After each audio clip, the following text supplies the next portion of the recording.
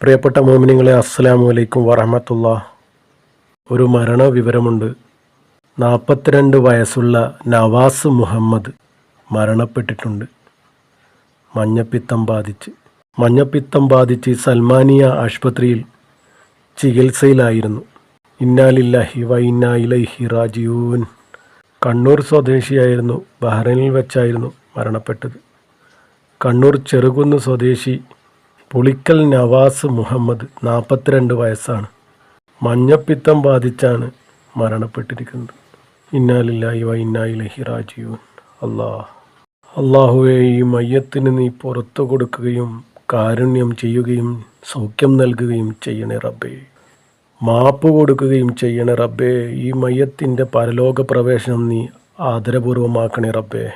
ഈ മയ്യത്തിൻ്റെ പാപങ്ങളെ നീ ശുദ്ധീകരിക്കണേ റബ്ബേ. വെള്ളവസ്ത്രം അഴുക്കിൽ നിന്നും ശുദ്ധീകരിക്കുന്നത് പോലെ ഈ മയ്യത്തിൻ്റെ പാപങ്ങൾ നീ ശുദ്ധീകരിക്കണേ റബ്ബേ.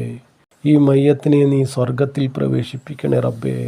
നരകത്തിലെയും ശിക്ഷയെ തൊട്ട് ഈ മയ്യത്തിനെ നീ സംരക്ഷിക്കണേ റബ്ബേ. ഖബറിടം വിശാലമാക്കി കൊടുക്കണേ റബ്ബേ. ആഖിറം വെളിച്ചമാക്കി കൊടുക്കണേ റബ്ബേ.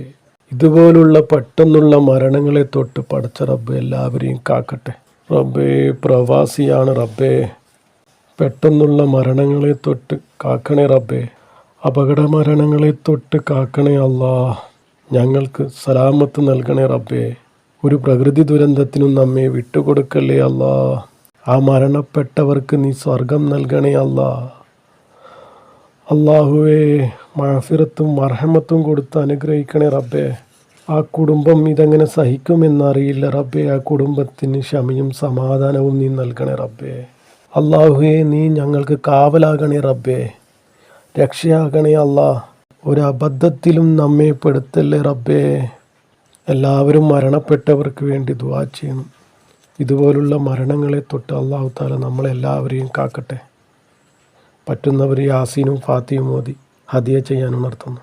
അസ്സലാമു അലൈക്കും വറഹ്മത്തുള്ളാഹി.